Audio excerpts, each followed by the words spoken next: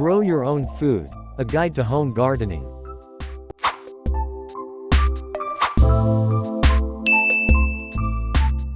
Welcome to Grow Your Own Food, a guide to home gardening. In this video, we'll take you through the basics of starting your own garden at home, whether you have a backyard, a balcony, or even just a windowsill. First, we'll discuss the benefits of home gardening, such as access to fresh and healthy produce, reducing your carbon footprint, and the joy of growing your own food.